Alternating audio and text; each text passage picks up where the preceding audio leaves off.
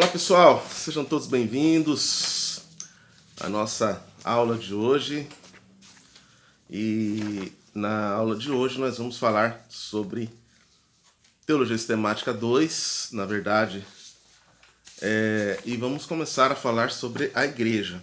Então esse foi o nosso tema da aula presencial e começamos a falar sobre a igreja e falamos a respeito do sentido da igreja, das ordenanças da igreja, do que é a igreja, das figuras bíblicas a respeito da igreja. Falaremos a respeito do governo da igreja, a natureza teológica da igreja, as funções da igreja, os ofícios, né, da igreja. Então, nesta disciplina, nós vamos ver tudo aquilo que concerne a questão da igreja, as formas os modelos de igreja, as formas de igreja. Inicialmente, a palavra grega ela é a palavra eclésia. É interessante que a palavra eclésia vem exatamente da palavra kalel.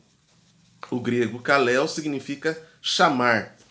A palavra eclésia vem da raiz kalel, que significa chamados para fora. Esse é o sentido da palavra ek-kalel, chamados para fora.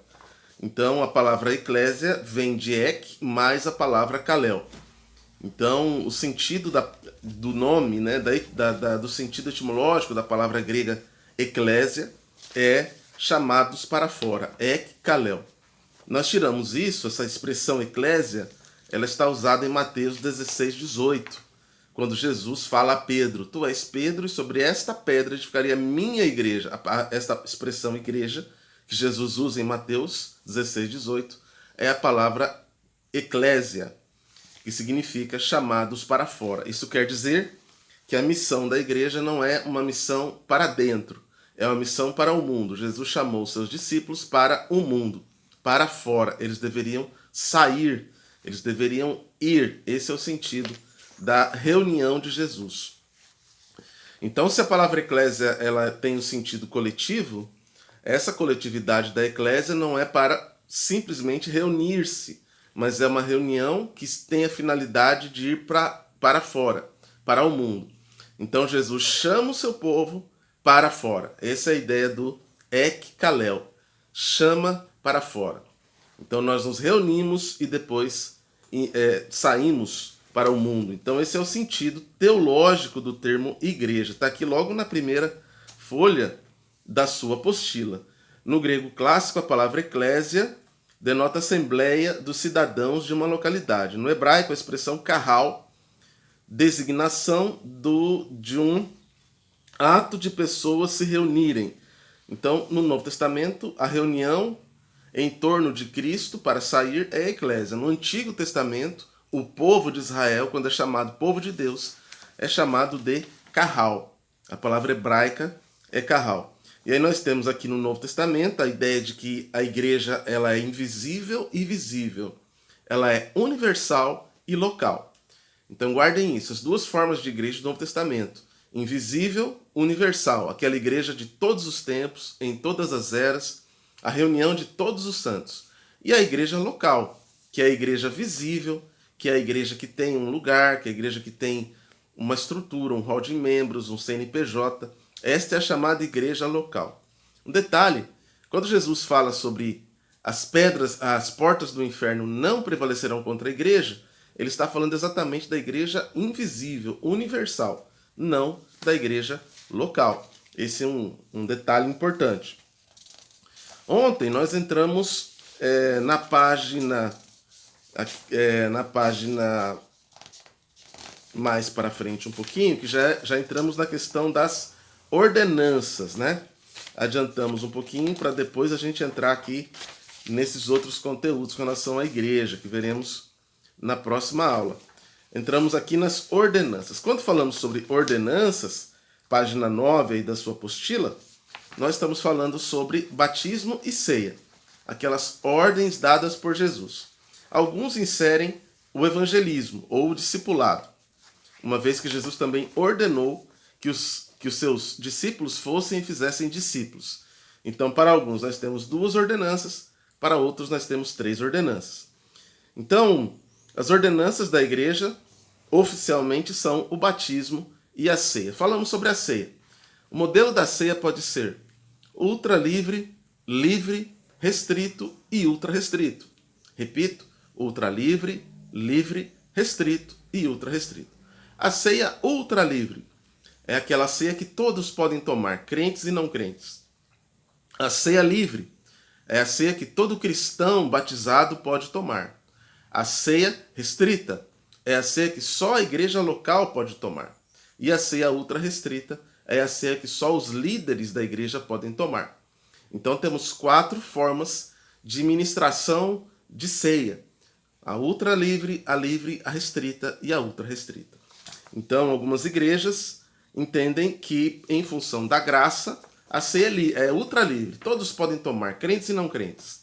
A ceia restrita, alguns entendem, aqueles que são batizados por imersão, aqueles que têm a mesma fé, que se baseia em 3 elementos: a trindade, a divindade de Cristo e a escritura. Então temos 3 ideias básicas para aqueles que defendem a ceia restrita. Como eu posso ceiar com alguém, ter comunhão, já que a ceia significa comunhão? Se essa pessoa crê na humanidade e divindade de Cristo, se essa pessoa crê na trindade e se essa pessoa crê somente na escritura. Se para esta pessoa não há um outro profeta, um outro livro, somente a escritura. Aí nós podemos sim ceiar com esta pessoa. Se ela tem esta fé, há, portanto, comunhão e possibilidade de ceia. Isso para ceia livre. Para ceia restrita, só a igreja local. Uma vez que só a igreja local tem verdadeira comunhão. Mesmo que uma pessoa seja batizada e chega nesta igreja, mas ninguém conhece, não há comunhão, porque não há conhecimento. E aí, nesse caso, não se pode tomar a ceia. A ceia tem o sentido de comunhão. E a ceia ultra restrita, que a ceia é restrita somente aos ministros. E no segundo, o batismo. Está aqui para vocês as concepções básicas de batismo, o batismo como sinal e selo da aliança, na página 9. E falamos bastante sobre essa questão aqui do ponto 2, as crianças recém-nascidos debaixo da aliança com Deus. Isso para os luteranos. Os luteranos, presbiterianos e mais reformados de forma geral, entendem que a criança, quando nasce, ela já tem uma aliança com Deus por meio dos pais. E aí eles efetuam o batismo como sinal dessa aliança. Então, isso nas igrejas protestantes. A igreja católica já batiza para tirar a natureza adâmica, para que não seja um gentio. E as igrejas mais da segunda e da terceira geração da Reforma não batizam recém-nascidos. É bom fazermos a separação. Essas igrejas, elas batizam crianças, não recém-nascidos. Muitas crianças aceitam Jesus na infância. Muitas crianças aceitam Jesus com 7, 8 anos. E, portanto, tendo a escolha sido feita, essas crianças devem ser batizadas, porque Jesus disse: vinde a mim as crianças. Então, a questão é aqui os recém-nascidos. E aí temos toda a ideia do batismo, a ceia, o batismo como a porta de entrada na igreja, a prova da salvação. Para nós, para a maioria dos protestantes, o batismo é um símbolo. É só quando a pessoa externa a decisão que ela teve.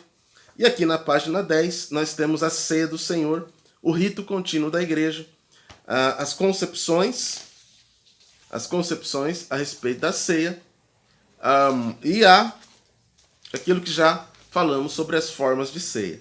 Vamos, na próxima aula, fechar essa questão das concepções a respeito da ceia: católica, luterana, reformada, zwingliana e batista. Vamos só citar essa questão e já vamos passar para as funções da igreja. Certo, gente? Leiam o seu material, a apostila, leiam o livro, texto que foi enviado para vocês. Bons estudos e até quarta-feira.